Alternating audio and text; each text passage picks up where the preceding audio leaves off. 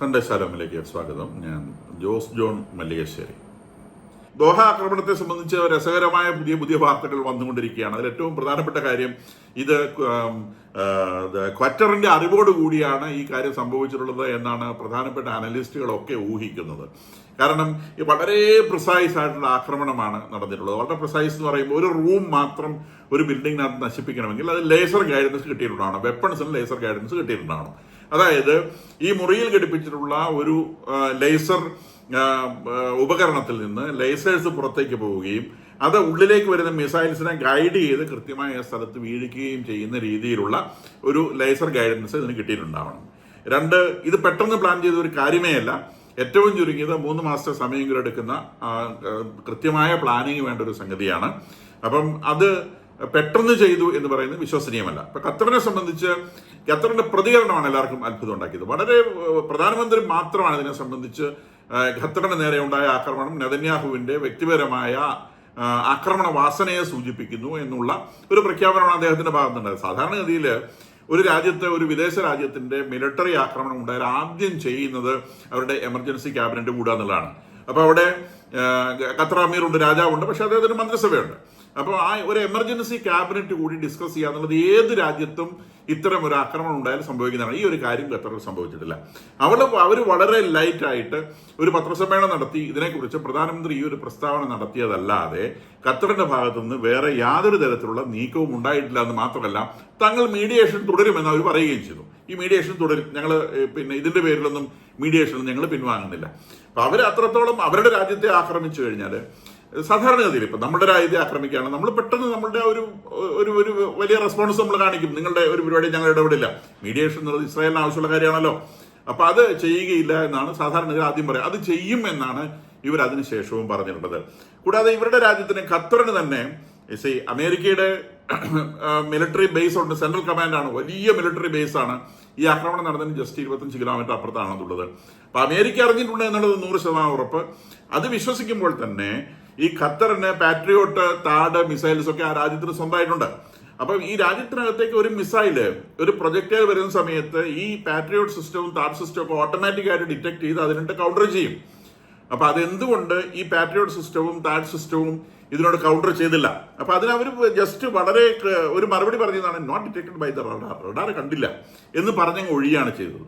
അപ്പൊ അങ്ങനെ പറയുമ്പം നിശ്ചയമായും അവരുടെ അറിവോടുകൂടി തന്നെയാണ് ഈ കാര്യം നടന്നിട്ടുള്ളതെന്നാണ് വിശ്വസിക്കപ്പെടുന്നത്. കൂടാതെ സൗദിയുടെയും ജോർദാന്റെയും ആകാശത്തുകൂടി ഏകദേശം 2000 കിലോമീറ്റർ പറന്നിട്ടാണ് ഇസ്രായേൽ വിമാനങ്ങൾ ഖത്തറിന്റെ അവിടേക്ക് വന്നിട്ടുള്ളത്.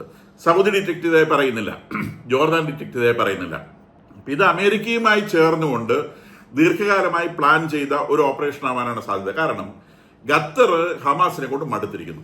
കാരണം ഇവര് അമേരിക്ക അവസാനം മുൻപോട്ട് വെച്ച ഇസ്രായേൽ സ്വീകരിച്ചു എന്ന് പറയുന്ന ഒരു എഗ്രിമെന്റ്, ആ എഗ്രിമെന്റ് ഇസ്രായേൽ സ്വീകരിച്ചു എന്ന് ട്രംപ് പറയുന്നു. എന്താണ് എഗ്രിമെന്റ് എന്നുള്ള ട്രംപ് പറഞ്ഞിട്ടില്ല.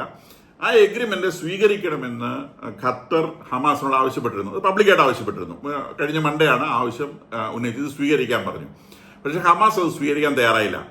അവർ അതിനെ സംബന്ധിച്ചൊരു ഡിസിഷൻ എടുക്കാൻ തയ്യാറായപ്പം ഖത്തറിനെ സംബന്ധിച്ച് ചത്ത കുതിരയെ ചുമക്കുന്നവരാണ്. ഖത്തർ ആദ്യം വിചാരിച്ചത് ഇത് ഒരു മീഡിയേഷൻ ഒന്നുകൊണ്ട് തങ്ങൾക്ക് ഇതിന്റെ മീഡിയേറ്ററായി തങ്ങളിത് തീർത്തു എന്ന ഒരു ലെവറേജ് അറബ് രാജ്യങ്ങളുടെ മുൻപിലും അമേരിക്കയുടെ മുൻപിലും എടുക്കാൻ സാധിക്കുമെന്നായിരുന്നു ഖത്തർ വിചാരിച്ചത്.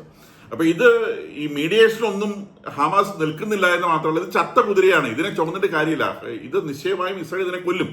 അപ്പൊ ഇതിനെ സപ്പോർട്ട് ചെയ്ത് വെച്ചിട്ട് ഈ ശവം ചുമക്കുന്ന ഒരു ജോലിയല്ലാതെ ഖത്തറിനെ സംബന്ധിച്ച് ഇതിനകത്ത് ഒന്നും കിട്ടാനില്ല. അവർക്ക് അമേരിക്കയുടെ മുൻപിൽ ആളാവാൻ സാധിക്കുന്നില്ല, അറബ് രാജ്യങ്ങളുടെ മുൻപിൽ ആളാവാൻ സാധിക്കുന്നില്ല. വെറുതെ ഈ സാധനത്തിനെ ചുമക്കുക എന്നുള്ള ഒരൊറ്റ കാര്യം വന്നു. ഇപ്പൊ എങ്ങനെയെങ്കിലും ഒഴിവാക്കണം. അപ്പോൾ ഈ ട്രംപ് അധികാരം ഏറ്റെടുത്ത സമയത്ത് തന്നെ ഇവരോട് പുറത്തു പോകാൻ വേണ്ടി ഖത്തർ ആവശ്യപ്പെട്ടതാണ്. പക്ഷെ ഇവർ പോയില്ല. അപ്പൊ ഇവരെ പുറത്തു വിടാൻ വേറെ നിവൃത്തിയൊന്നും ഇല്ലാത്തത് കൊണ്ട് ഈ ഒരു മാർഗം സ്വീകരിച്ചു എന്നാണ് അനലിസ്റ്റുകൾ വിചാരിക്കുന്നത്. ഇത് ഖത്തറിന്റെ തന്നെ കണ്ണിമനസ്സോടുകൂടി, ഖത്തറിന്റെ തന്നെ അറിവോടുകൂടിയാണ് ഈ ആക്രമണം നടന്നിട്ടുണ്ട് എന്നുള്ള കൺക്ലൂഷനിലാണ് ഇപ്പോൾ ഇന്റർനാഷണൽ അനലിസ്റ്റുകൾ എത്തുന്നത്. നേരെ മറിച്ച് അറബ് ജനതയുടെ ഇടയിൽ, അറബ് മുസ്ലിംസിനിടയിൽ ഇസ്രായേലിനോട് വലിയ വിരോധമുണ്ട്. അപ്പം ഈ ഖത്തർ ഭരണകൂടത്തിനെ ഇവരെ ബലം ഉപയോഗിച്ച് പുറത്താക്കിയാൽ അവിടുത്തെ സാധാരണ ജനങ്ങൾ ഭരണകൂടത്തിനെതിരാവും.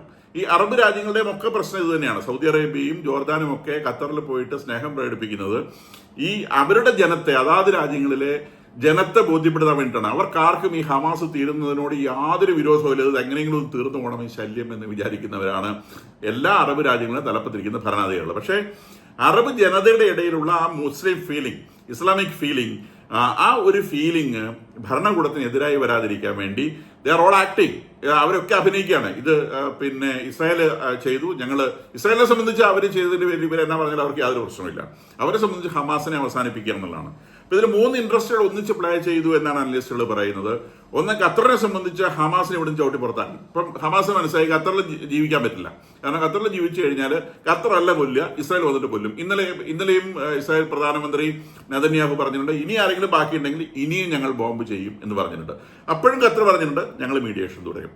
അപ്പം എന്തായി, അവിടെ ജീവിക്കാൻ പറ്റില്ല എന്നുള്ളത് ഉറപ്പായി. അപ്പൊ ഇവർക്ക് പുറത്തു പോകേണ്ടി വരും. അപ്പൊ ഖത്തറിനെ സംബന്ധിച്ച് ഇതിൽ നിന്ന് തടിയൂരുക എന്നുള്ളതാണ്. എങ്ങനെയെങ്കിലും തടിയൂരുക, ഈ ഹമാസിനെ ഒന്ന് ഒഴിവാക്കി തടിയൂരുക. അമേരിക്കൻ പ്രസിഡന്റിനെ സംബന്ധിച്ച് യുദ്ധം അവസാനിപ്പിക്കണം. യുദ്ധം അവസാനിപ്പിക്കണേ എന്ത് വേണം, ഇതിന്റെ തലപ്പത്തുള്ള മുഴുവൻ എണ്ണതയും വെട്ടിത്തീർക്കണം, എന്നാലേ യുദ്ധം അവസാനിക്കുള്ളൂ. അപ്പോൾ അമേരിക്കൻ പ്രസിഡന്റ് ഇൻട്രസ്റ്റ് അവിടെ ഉണ്ട്. ഇസ്രായേലിന്റെ ഇൻട്രസ്റ്റ് എന്നാണ് ഹമാസിനെ തുടച്ചു നീക്കണം. അപ്പൊ ഈ 3 പേരുടെയും ഇൻട്രസ്റ്റ് ഒന്നിച്ചു വരികയും ആ ഒന്നിച്ച് ഈ ഇൻട്രസ്റ്റുകൾ നിവർത്തിയെടുക്കുവാൻ വേണ്ടി അമേരിക്കയുടെയും ഖത്തറിന്റെയും അറിവോടുകൂടി ഇസ്രായേൽ നടത്തിയ ആക്രമണമാണ് ഇന്നലത്തേത് എന്നാണ് അനലിസ്റ്റുകൾ എല്ലാവരും തന്നെ വിശ്വസിക്കുന്നത്. അപ്പൊ അത് പിന്നീട് വരും ദിവസങ്ങളിൽ ഇതിനെ സംബന്ധിച്ചുള്ള കൂടുതൽ ആർട്ടിക്കിൾസ് നമുക്ക് വായിക്കാൻ കഴിയുമെന്ന് ഞാൻ വിചാരിക്കുന്നു. ഇത് വാട്സ്ആപ്പ് ജേർണലിലും ഈവൻ അൽ ജസീറയിൽ പോലും അനലിസ്റ്റുകൾ എഴുതിയിട്ടുള്ള സംഗതികളിൽ പെടുന്ന കാര്യമാണെന്ന് മനസ്സിലാക്കാം. അൽ ജസീറ ഖത്തറിൽ നിന്നുള്ളതാണ്. അപ്പം അതിൽ ആളുകളെ കോട്ട് ചെയ്തുകൊണ്ട് ഇതേ കാര്യം തന്നെ പറഞ്ഞിട്ടുണ്ട്. അവരുടെ അനലിസ്റ്റുകളല്ല എഴുതിയിരിക്കുന്നത്, ഇങ്ങനെ ആളുകൾ പറയുന്നു എന്നുള്ള ഒരു ന്യൂസ് അൽ ജസീറയിൽ അടക്കം വന്നിട്ടുണ്ട്. വാട്സ്ആപ്പ് ജേർണലിനെ സംബന്ധിച്ച് വളരെ ഡീറ്റെയിൽഡ് ആയിട്ടുള്ള ഒരു ലേഖനമുണ്ട്. ഇന്ത്യ ടുഡേയിൽ ഇന്ന് ലേഖനമുണ്ട്. അപ്പം എല്ലാ വാർ അനലിസ്റ്റുകളും വിചാരിക്കുന്നത് ഇത് ഖത്തറിന്റെ അനുമതിയോട് അല്ലെങ്കിൽ അറിവോടുകൂടി തന്നെ നടന്നിട്ടുള്ള ഒരു കാര്യമാണ് എന്നുള്ളതാണ്. കൂടാതെ 2 മാസങ്ങൾക്ക് മുൻപ് തന്നെ ടർക്കിയും ഈജിപ്തും ഹമാസിനോട് വലിയ സ്നേഹം പുലർത്തുന്ന രാജ്യങ്ങളാണ്. ഇവർ അറബ് രാജ്യങ്ങളല്ല. ഈ ടർക്കിയും ഈജിപ്തും ഹമാസിന് വാണിംഗ് കൊടുത്തിരുന്നു, നിങ്ങൾ ആക്രമിക്കപ്പെടാൻ സാധ്യതയുണ്ട്. അപ്പൊ ഇത് ഖത്തറിൽ വെച്ച് ആക്രമിക്കപ്പെടും എന്നൊരു സൂചനയാണ് ഇവർ നൽകിയിരുന്നതെന്നാണ് ഇപ്പോൾ അനലിസ്റ്റുകൾ പറയുന്നത്.